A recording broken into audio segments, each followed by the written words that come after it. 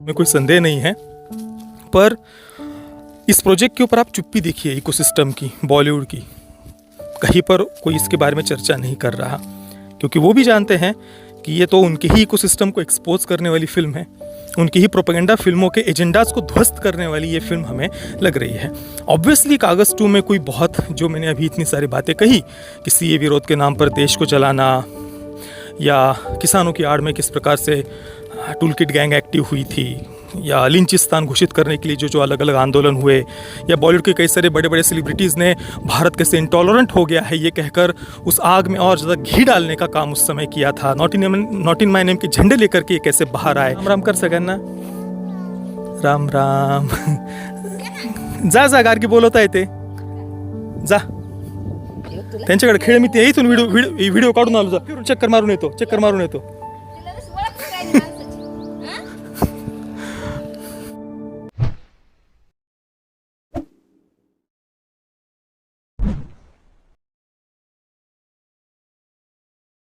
ओम नारायण नारायण नारायण नारायण। सब मित्रों को राम राम, सबका स्वागत है दोस्तों। कैसे हैं आप सब? गार्गी सगळ्यांना राम राम कर, राम राम सभी मित्रों को फिर से राम राम। तो दोस्तों अभी मैं खेत में आया हुआ था, पिछले 3-4 दिन हो गए, कोई वीडियो भी मैंने हमारे चैनल पर अपलोड नहीं किया था, थोड़ा सा बिजी था। पर अभी मैंने कागज़ 2, अभी तो नहीं मतलब कल या परसों कागज़ 2 का मैंने ट्रेलर देखा था। मैं पर्सनली वो ट्रेलर देखकर बहुत ज़्यादा सरप्राइज़ हो गया था, बहुत आश्चर्य हुआ मुझे कि इस प्रकार की फ़िल्म बन रही है बॉलीवुड में। हालांकि जैसा कि एक्सपेक्टेड था, इस फिल्म के ऊपर बॉलीवुड का पूरा इकोसिस्टम चुप बैठा हुआ है। हालांकि ये कोई बिल्कुल कोई low budget B grade film है, ऐसा भी नहीं है। अच्छे खासे ठीक ठाक ही था डायरेक्शन, मतलब कुछ बहुत बढ़िया तो नहीं कहूँगा, पर अच्छी खासी फिल्म लग रही है, बनी हुई, टेक्निकली भी वेल मेड लग रही है। पर इसका जब मैंने ट्रेलर रिव्यू सर्च किया कि भाई किसी ने क्या कागज़ 2 के बारे में बात की है, तो ना कहीं पर भी कोई चर्चा ही नहीं ट्रेलर के बारे में। नहीं तो बहुत सारी आलतू फालतू फिल्में OTT पर रिलीज़ होने वाली, उनके भी रिव्यूज़ किए जाते हैं ट्रेलर वगैरह के, या हमारे संतों के अगेंस्ट झूठ स्प्रेड करने वाली, हेट स्प्रेड करने वाली बहुत सारी जो फेक फिल्में होती है, उन पर भी कितने सारे रिव्यूज़ वगैरह आपको देखने को मिल जाएंगे। गार्गी साईडला हो, इकडं रस्त्याच्या कडेला चल। हाँ, पर कागज़ 2 के बारे में ऊपर जो हमें चुप्पी दिखाई दे रही है वो बिल्कुल स्वाभाविक है, क्योंकि फिल्म अगर आप देखेंगे तो जो आंदोलनजीवी कहिए या धरनाजीवी, जो कुछ भी है ऐसे कई सारे उदाहरण हमने पिछले 7-8 वर्षों में देश में देखे, तो उनको एक प्रकार से ये फिल्म एक्सपोज करती है, और शायद इसी कारण से इस फिल्म पर ये चुप्पी हमें दिखाई दे रही है। जैसे कि अगर आप देखेंगे 2014 के बाद में, अभी हाल ही का अगर मैं आपको उदाहरण दूँ तो सीए विरोध के नाम पर देश को किस प्रकार से जलाया गया, कई जगहों पर चक्के जाम करना, इसमें बॉलीवुड के भी बड़े बड़े सेलिब्रिटीज़ जिनसे प्रश्न पूछे जाने पर कहते थे कि भाई इतने लोग विरोध कर रहे हैं, पता नहीं कौन, मतलब इंडस्ट्री के और कुछ वामपंथी छोड़कर तो वैसे कोई विरोध कर भी नहीं रहा था। पर कहने का तात्पर्य यह है कि किस प्रकार से सीए विरोध के नाम पर देश भर में हमने आगजनी, तोड़फोड़, सार्वजनिक संपत्ति को जलाया जाना, ये सब कुछ हमने देखा। उसके अलावा आप देखिए किसानों के आड़ में किस प्रकार से हमने टूल किट गैंग को भी काम करते हुए देखा। उसमें कई सारे अर्बन नक्सल्स, जा गार्गी त्यांच्याकडे जा बोलत आहे, जा गार्गी बोलवता येते, जा मी व्हिडिओ काढून येतो, तोपर्यंत त्यांच्याकडे आंबा आहे, शेळी आहे, त्यांच्यावर खेळ जा। अरे आपण त्यांच्याकडे किती वेळ चाललोय गार्गी, जा, आंबा वासरू सगळे त्यांच्याकडे जा, खेळ।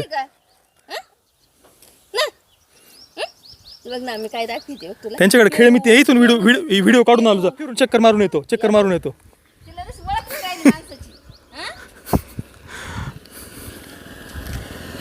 तो किसानों की आड़ में जो कुछ देखा हमने, टूल किट गैंग को एक्टिवेट होते हुए देखा, कई सारे विदेशी सेलिब्रिटीज़ को लेकर के एक हवा बनाने का प्रयास किया गया कि जैसे भारत में देखो किस प्रकार से किसानों पर अत्याचार हो रहे हैं।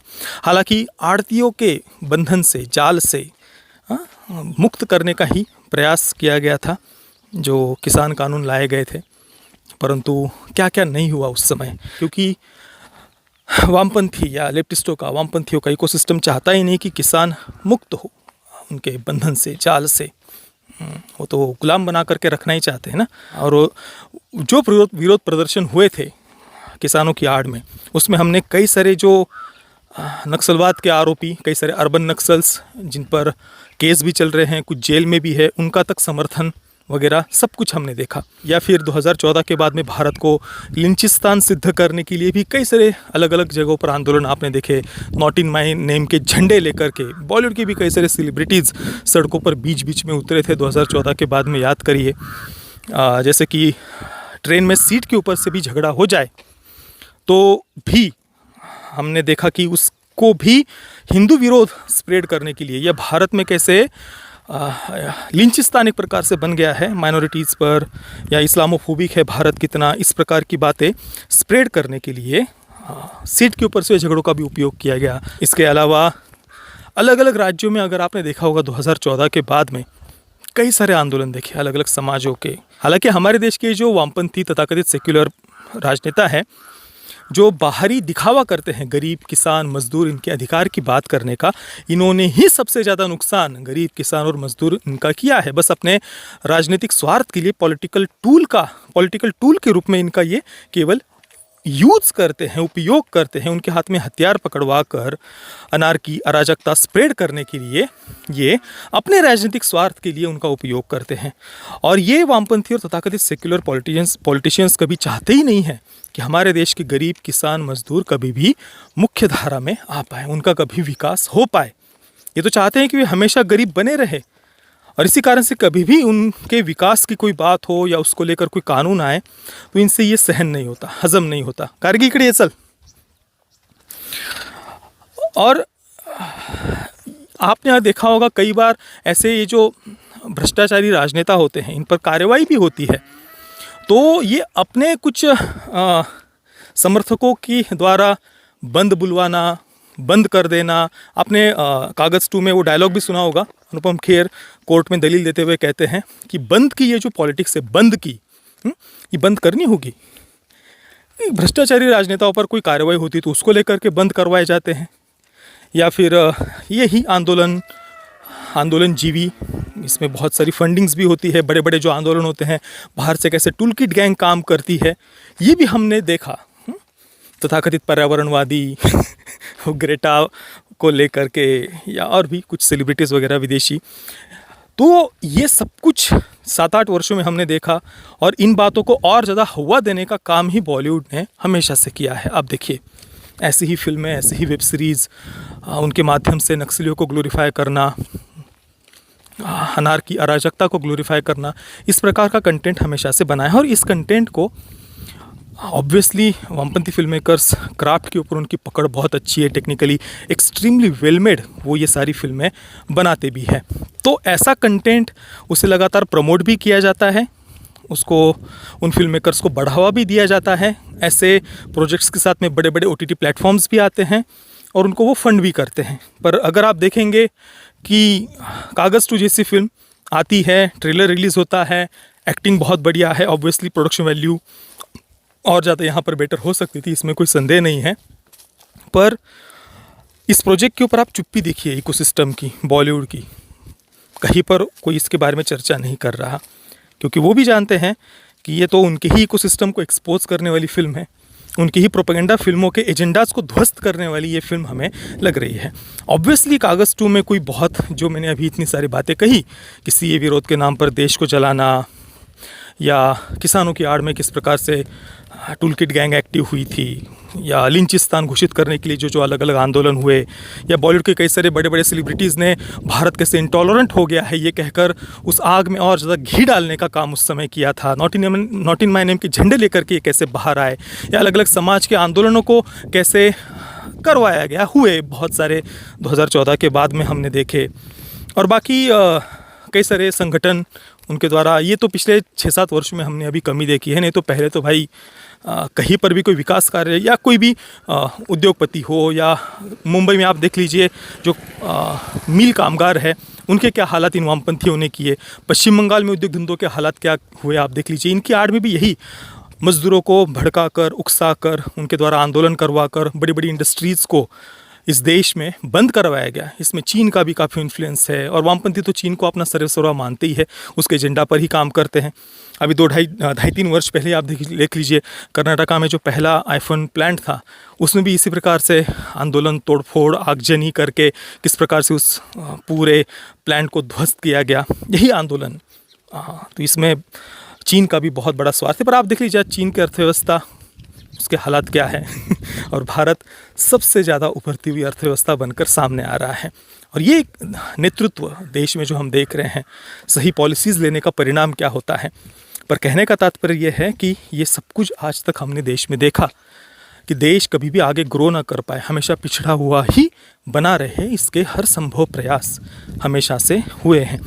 और चलो यहाँ पर कागज़ 2 में भले ही हमें वो उतना डीप पॉलिटिकल डिस्कशन या ये जो कुछ भी बातें मैंने अभी कही वो सब हमें यहाँ पर देखने को भले ही ना मिले, पर कम से कम शुरुआत तो है एक अच्छे डायरेक्शन में जाने की। हालांकि ये बॉलीवुड का इकोसिस्टम इसे सपोर्ट नहीं कर रहा, वो एक अलग बात है। पर मुझे लगता है कि ऐसी फिल्में जब सफल होंगी तो अपने आप फिर और ज़्यादा कई सारे डायरेक्टर्स, प्रोड्यूसर्स शायद उनको कुछ सद्बुद्धि आए।